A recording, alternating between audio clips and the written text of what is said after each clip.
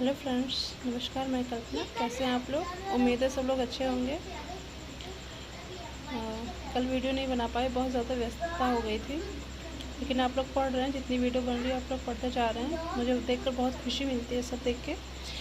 परसों मैं 2:30 बजे अपलोड की थी रात को। दिन में टाइम नहीं मिला था तो 2:30 बजे रात से ही देखना शुरू कर दिया। तो मुझे इतनी खुशी मिली कि मैं क्या बताऊँ आपको। हालांकि लाइक तो नहीं करते आप लोग, पर कोई नहीं, कभी न कभी तो करेंगे। सुविधाएं जो होती हैं, ज़रूरी नहीं है कि जो बहुत ज़्यादा सुविधा में होगा वो पढ़ लेगा। अभी देखिए, मेरे पास सिर्फ एक फ़ोन है, नोट्स है मेरे पास, मेरा अपना दिमाग है और कुछ बुक्स है मेरे पास, पेन है। तो मैं उसी से आपको पढ़ा रही हूँ। और मैंने भी इसी से पढ़ा था, अपने फ़ोन से पढ़ा था, अपने नोट्स से और अपने उससे बुक से। ये मत सोचिएगा कि मेरा पूरा नोट्स सारे नए हैं आपके लिए, मेरे बनाए हुए। मैं बनाती जा रही हूँ, जैसे आपको पढ़ा रही हूँ। कुछ तैयार थे पहले से, कुछ आपके लिए बना रही हूँ। और कोई एक ही बुक से नहीं है, ये सब अलग अलग बुक से, मतलब मैं ढूंढ के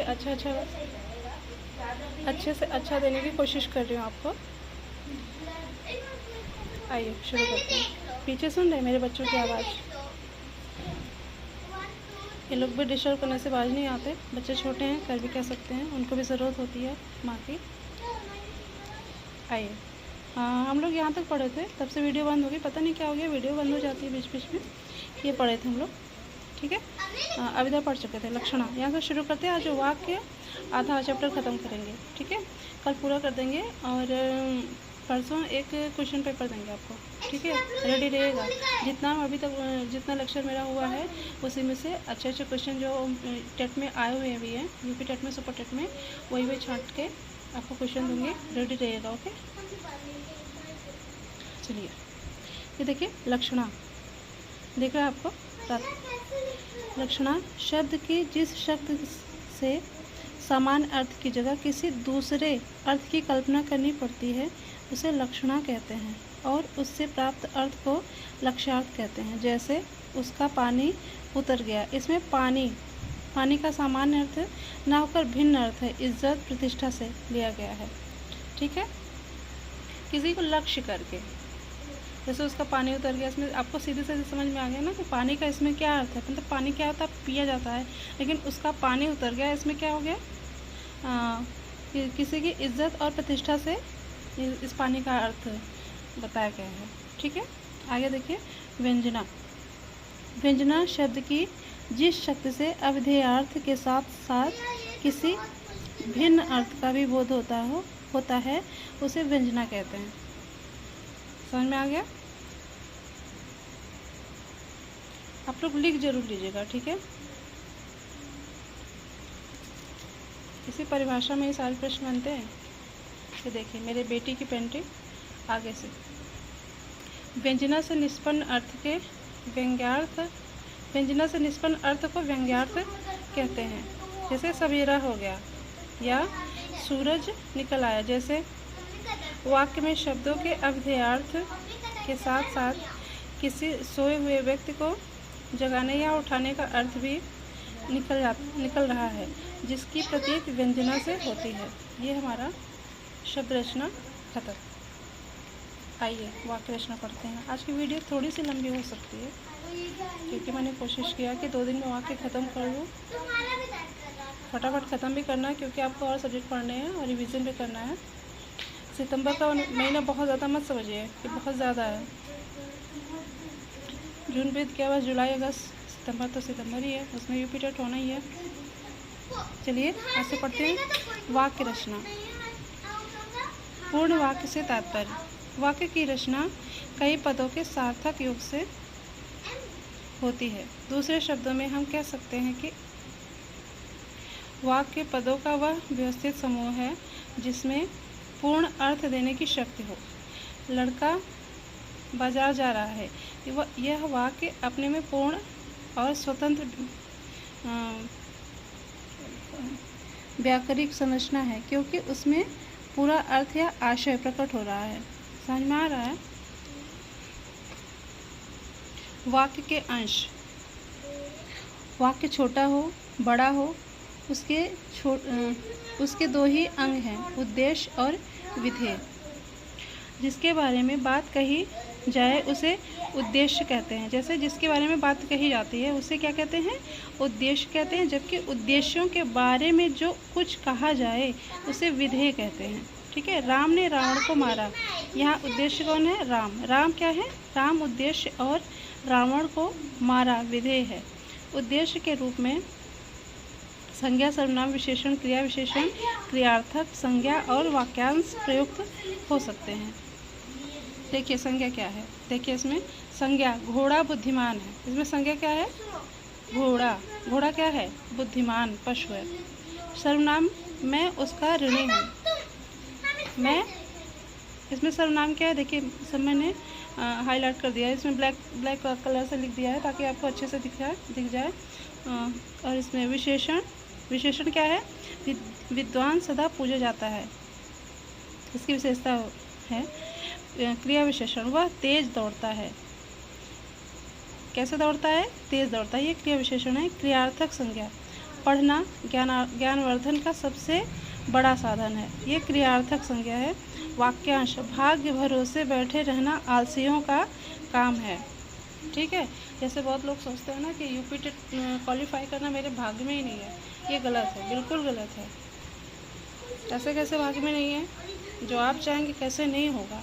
क्या कहेगा? हम नहीं होने देंगे। वो तो सबके लिए है, जो पढ़ेगा वो बढ़ेगा। इसलिए पढ़िए और बढ़िए। क्या है? भाववाच्य। भाववाच्य में उद्देश्य प्रायः क्रिया में ही सम्मिलित रहता है। मुझसे चला नहीं जाता। ध्यान से, मुझसे चला नहीं जाता। लड़के से बोलते नहीं बनता। इन वाक्यों में चलना और बोलना उद्देश्य की क्रिया के ही अर्थ में शामिल है।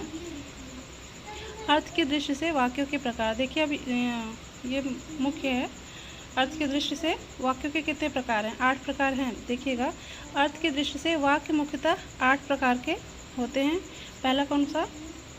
विधानार्थक। वह वाक्य जिससे किसी बात का होना प्रकट हो। जैसे मतलब वो निश्चित है ही, निश्चितता। मनुष्य विवेकशील प्राणी है। मनुष्य क्या है?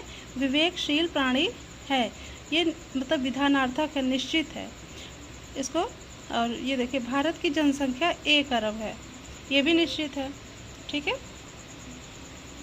सेकंड क्या बात? निषेधवाचक। ठीक। ऐसा वाक्य जिससे किसी विषय का अभाव या अस्वीकृत सूचित हो। जैसे वह भोजन नहीं करेगा, वह भोजन नहीं करेगा, मैं खाना नहीं खाऊंगी। ये सब क्या है? निषेधवाचक है। नहीं, ना, नहीं, ये सब क्या है? ऐसे जहाँ पे शब्द आए वहाँ पे समझ लीजिए कि निषेधवाचक वाक्य है। ठीक है। आगे देखिए, क्योंकि हम लोग वाक्य रचना पढ़ रहे हैं इसलिए इसको वाक्य ही समझिए। आगे देखिए, आज्ञार्थक। ऐसा वाक्य जिससे आज्ञा, प्रार्थना या उपदेश का अर्थ सृजित हो। सदा सत्य बोलो, आज तुम खेलने मत जाना। ये आज्ञा दिया जा रहा है कि सदा कैसे बोलो? सत्य बोलो, आज तुम खेलने मत जाना। ये आज्ञा दिया जा रहा है। एक माँ अपने बच्चे को रोकती है कि आज खेलने मत जाना, पढ़ना घर पे। समझ में आया? आगे देखते हैं, ये क्या? चौथा हमारा क्या है? प्रश्नवाचक या प्रश्नार्थक। वह वाक्य जिससे प्रश्न का बोध होता है। सीधे सीधे जहाँ पे ऐसे ये प्रश्नवाचक बना रहे हैं ना, ऐसे ये देखिए टू जैसा नीचे बिंदी, आप समझ लीजिए कि प्रश्नवाचक वाक्य है, प्रश्नार्थक। वह वाक्य जिससे प्रश्न का बोध होता हो। जैसे तुमने वह पुस्तक क्यों नहीं पढ़ी? क्यों नहीं पढ़ी भाई? भारत की राजधानी कहाँ है? ये सब क्या है? प्रश्न है। मैंने आपसे पूछा भारत की राजधानी कहाँ है, बता दीजिएगा हमको। पांचवा क्या है? विस्मयादि बोधक। ठीक है। ऐसे वाक्य जिनसे आश्चर्य, विस्मय, हर्ष, शोक, घृणा आदि का बोध होता हो। जैसे वाह, तुमने कमाल कर दिया, कैसा अद्भुत दृश्य है। ये सब क्या है? विस्मय बोधक। ठीक है। छठा हमारा क्या है? संदेह सूचक। जिस शब्द से संदेह या संभावना प्रकट हो, यथा शायद, यहाँ पे शायद लग गया ना, आज पानी बरसे, शायद आज पानी बरसे। ये क्या है? ऐसे वाक्य क्या होते हैं?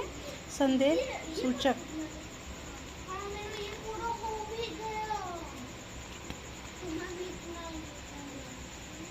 ऊपर मेरी बिटिया रानी की पेंटिंग है, नीचे से मैंने यहाँ लिख दिया है, क्या करूँ कितना फाड़ूँ। चलिए, शर्तबोधक, ठीक है। शर्तबोधक वह वाक्य जो किसी संकेत या शर्त का बोध कराए। जैसे आपकी आज्ञा हो तो मैं वहीं जाऊँ, आपकी आज्ञा हो तो मैं वहीं जाऊँ, ये शर्तबोधक वाक्य है। इच्छावाचक, देखिए 8वां और अंतिम हमारा क्या है, वह वाक्य जिसमें किसी प्रकार की इच्छा दृष्टिगत हो। जैसे मैं चाहती हूँ कि मेरा पुत्र डॉक्टर बने, ये मैं चाहती हूँ कि मेरा पुत्र क्या है, मेरी इच्छा है, मेरी परम इच्छा है कि मेरा पुत्र डॉक्टर बने। और मेरी ये भी परम इच्छा है कि मेरे सारे स्टूडेंट जो लोग मेरी वीडियो देखते हैं वो सब लोग टेट क्वालिफाई कर लें। जी, बिल्ली भी आ गई। Okay, thank you. आज के लिए बस इतना ही। कल वाक्य रचना ख़त्म कर